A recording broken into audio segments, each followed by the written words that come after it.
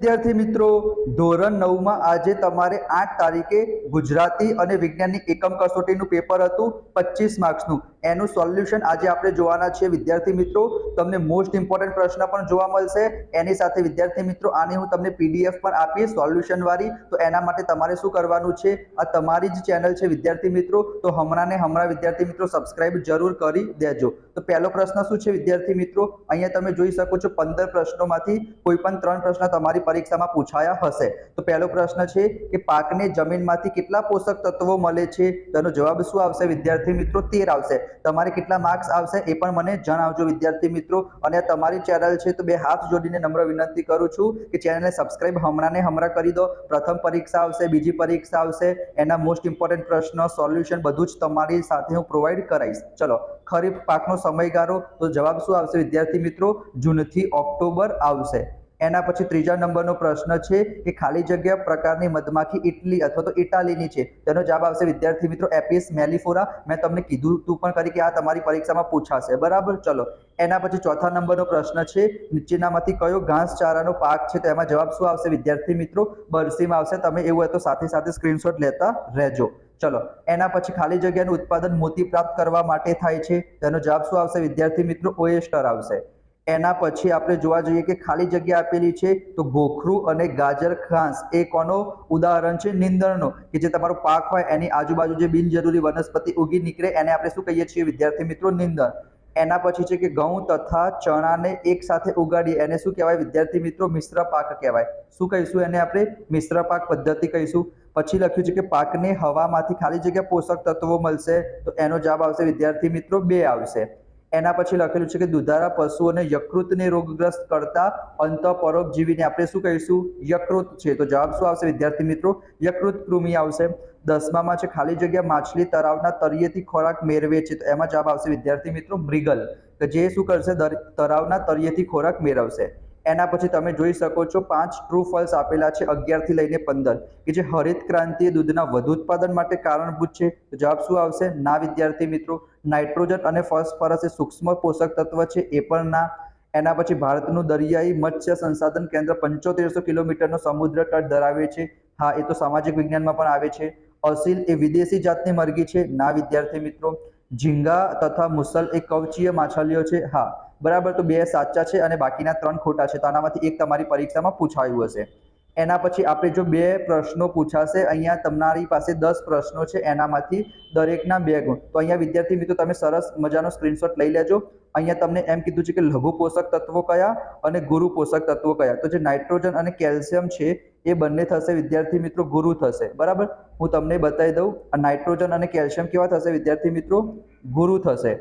અને એના સિવાય જે તમારા બોરોન અને ફોસ્ફરસ છે એ વિદ્યાર્થી મિત્રો શું થશે? લઘુ થશે. તમે સ્ક્રીનશોટ લઈ લેજો. એના પછી ખરીફ પાક અને રવિ પાકની વાત કરી છે તો જે ઘઉં અને વિદ્યાર્થી મિત્રો ચણા છે, ઘઉં અને ચણા એ શું થશે વિદ્યાર્થી મિત્રો? રવિ પાક થશે. અને મકાઈ અને ડાંગર શું થશે વિદ્યાર્થી મિત્રો? ખરીફ પાક થશે. તમે સાથે સાથે સ્ક્રીનશોટ વિદ્યાર્થી મિત્રો લઈ લેજો. એના પછી આપણે આગળ જઈએ તો અહીંયા વિદ્યાર્થી મિત્રો તમે જોઈ શકો છો કાર્બોદિત યુક્ત અને પ્રોટીન યુક્ત. તો કાર્બોદિત યુક્તમાં શું આવશે વિદ્યાર્થી મિત્રો? ચોખા અને મકાઈ એ બંને શેમાં આવશે? કાર્બોદિત યુક્તમાં આવશે. અને એના સિવાય અડદ અને મસૂર શેમાં આવશે? પ્રોટીન યુક્તમાં આવશે. એના પછી આપણે જોવા જઈએ ઘાસચારાના પાક અને નીંદણ. તો ઉપર જ આવ્યું હતું કે સુદાન અને બરસીમ છે વિદ્યાર્થી મિત્રો, એ શેની અંદર આવી જશે? ઘાસમાં આવી જશે. અને એના પછી આપણે કલર ચેન્જ કરીએ તો જે ગોખરું અને ગાજર ખાસ છે એ શેમાં આવશે વિદ્યાર્થી મિત્રો? નીંદણમાં આવશે. અને મીન પક્ષયુક્ત માછલી અને કવચીય માછલી, તો એમાં શું આવશે વિદ્યાર્થી મિત્રો? મીન પક્ષની અંદર મુલેટ અને ભેટકી, આ બંને મીન પક્ષમાં આવી જશે. અને આ જે મુસલ અને ઝીંગા છે વિદ્યાર્થી મિત્રો એ શેમાં આવશે? કવચીયમાં આવશે. તો તમે આનો સ્ક્રીનશોટ લઈ લેજો. એના પછી બીજા જોવા જઈએ આપણે કે પાણીની સપાટી ઉપર નાનું કરી દો. ઓકે, પાણીની સપાટી ઉપર કીધું છે, મધ્યમાં કીધું છે અને તળિયે કીધું છે. તો એમાં શું આવશે વિદ્યાર્થી મિત્રો? જે તમારી કટલા છે ને, કટલા, એ કટલા આવશે વિદ્યાર્થી મિત્રો સપાટી ઉપર આવશે. એના પછી જે તમને રોહુ કીધી છે, રોહુ, આ રોહુ વિદ્યાર્થી મિત્રો મધ્યમાં આવશે. અને આ 2 ક્યાં આવશે વિદ્યાર્થી મિત્રો? તળિયે આવશે. એના પછી દેશી અને વિદેશી જાતમાં વર્ગીકરણ કરવાનું છે. તો દેશી જાતમાં અને વિદેશી જાતમાં કઈ આવશે? તો આ જે તમારી જર્સી આપેલી છે અને બ્રાઉન સ્વિસ, આ બંને વિદ્યાર્થી મિત્રો આવી જશે વિદેશમાં, અને આપણે કલર ચેન્જ કરીએ, રાતી સિંધી અને સાયવલ એ શેમાં આવી જશે વિદ્યાર્થી મિત્રો? દેશીમાં આવી જશે. સ્ક્રીનશોટ તમે લઈ લેજો. એના પછી આંતરપાક અને મિશ્ર પાક આવે છે. તો અહીંયા આંતરપાકમાં વિદ્યાર્થી મિત્રો અને મિશ્ર પાકમાં જે ઘઉં રાઈ છે, ઘઉં રાઈ, ઘઉં ચણા અને મગફળી સોયાફળી આ મિશ્ર પાકમાં આવશે. અને એના સિવાય જે બાજરી ચોખા અને સોયાબીન મકાઈ શેમાં આવશે વિદ્યાર્થી મિત્રો? આંતરપાકમાં આવશે. તો આ પ્રશ્ન હતા. અને 9મો 10મો છે, એમાંથી આ બંનેમાંથી એક 100% પૂછાશે. 9મો અને 10મો તમે કરી દેજો, પૂછાઈ ગયો જ હશે. બરાબર, એ તમને તમારી પાસે ડાયજેસ્ટ હશે, તેમાં બહુ ઇઝીલી મળી રહેશે. એના પછી અહીંયા તમારે અહીંયા શું કીધું છે? 10 પ્રશ્નમાંથી કોઈ પણ 2 પ્રશ્ન પૂછાશે. જે વસ્તુ અલગ પડે છે એ તમારે દર્શાવવાની છે. તો આમાં વિદ્યાર્થી મિત્રો શું અલગ પડશે? અહીંયા તમે જોવા જાઓ તો અહીંયા શું લખેલું છે? ગોખરું છે, ગાજર ઘાસ છે, મોથા છે અને બાજરી છે. તો એમાં વિદ્યાર્થી મિત્રો શું અલગ પડશે? અહીંયા તો નદીની પાણી ઉંચકવાની પદ્ધતિ અલગ પડશે.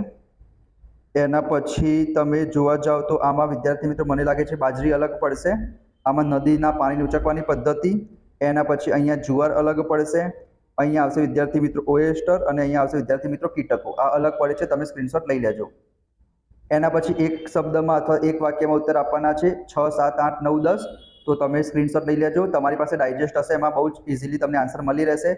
ખરીફ પાક અને રવિ પાકનો તફાવત છે. તફાવત 100% પૂછાશે.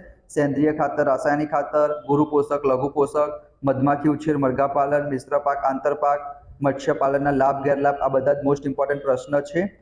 કમ્પોસ્ટ, વર્મી કમ્પોસ્ટ, બ્રોઇલર, લેયર મરઘીનો તફાવત, જૈવિક પરિબળ, અજૈવિક પરિબળ, આ તમે કરી દેજો. બહુ ઇઝીલી તમને મળી રહેશે વિદ્યાર્થી મિત્રો. એના પછી આપણે જોવા જઈએ કે અનાજ સંગ્રહ માટે નિવારક, આમાં તો બધામાં આપેલ તમામ આવશે વિદ્યાર્થી મિત્રો. આમાં શું આવશે? આપેલ તમામ આવશે. એના પછીના જે બીજા 2 MCQ આપેલા છે એમાં પણ આપેલ તમામ જ આવશે. નિંદણ પાકને અસર કરે છે, આપેલ તમામ. બીજામાં પણ આપેલ તમામ આવશે. એના પછી અહીંયા તમને કીધું છે કે ખેતીમાં રાસાયણિક ખાતરનો ઉપયોગ શેનું ઉદાહરણ છે? તેમાં આવશે ઊંચા ખર્ચનું ઉત્પાદન. અસીલ અને લેગોને કોના ઉદાહરણ છે? તો મરઘા પાલનના ઉદાહરણ છે. એના પછી પ્રકાશ અવધિ, છોડમાં રોગ પેદા કરતા પરિબળો, આ તમને બહુ ઇઝીલી વિદ્યાર્થી મિત્રો તમને મળી રહેશે. એક વખત તમે સ્ક્રીનશોટ લઈ લેજો. એના પછી આ 5 પ્રશ્નો છે, એમાંથી એક પ્રશ્ન પૂછાશે 3 માર્ક્સમાં. સ્ક્રીનશોટ તમે લઈ લેજો. એના પછી અહીંયા વિદ્યાર્થી મિત્રો તમે 5 પ્રશ્ન જોઈ શકો છો. આ તમારી પરીક્ષામાં પૂછાઈ જાય. સજીવ ખેતી અને એ બધું શું છે?